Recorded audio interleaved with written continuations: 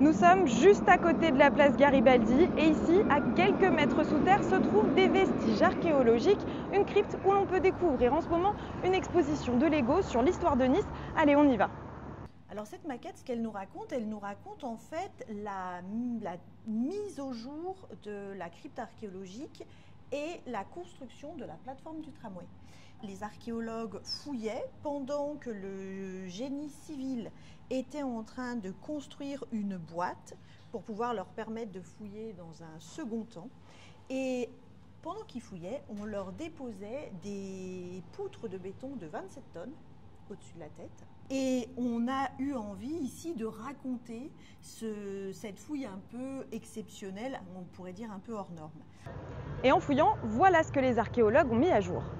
Alors ici, on a la fameuse tour Pérolière, qui est une tour qui daterait de la fin du XIVe siècle. Quand on fait le diagnostic archéologique, on commence à fouiller et 30 cm sous le bitume, c'est le haut de cette tour qu'on trouve.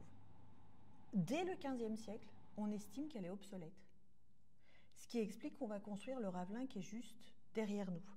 Alors ici, ce qui est intéressant avec cette maquette Lego, c'est qu'on restitue tel que ça devait être. Vous avez la tour avec l'aigle qui ne fait pas trop niçois. On a la porte avec le fameux pont-levis. L'exposition revient aussi sur l'histoire d'une héroïne bien connue des Niçois, Catherine Ségurane. Pendant le siège de 1543, donc juste pour rappel, le siège de 1543, c'est un traumatisme. Hein. Les Français s'allient aux Ottomans. Et donc, les vieillards, les femmes, les enfants montent au front.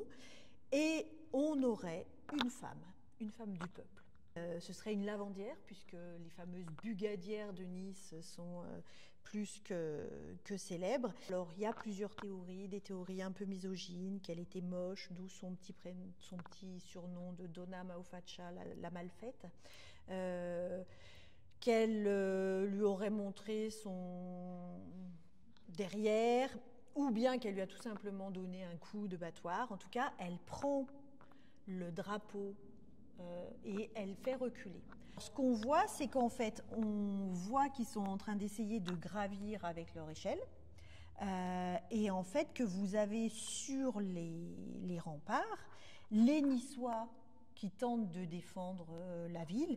Et on voit Catherine, qu'on reconnaît en fait à son battoir. Elle le brandit, c'est comme un ralliement. Regardez, on est capable de résister, on est capable en fait de les faire fuir. Alors a-t-elle existé ou pas, ça, on n'est pas très sûr. Hein. Mais en tout cas, elle est l'incarnation de la résistance de Nice face à l'envahisseur.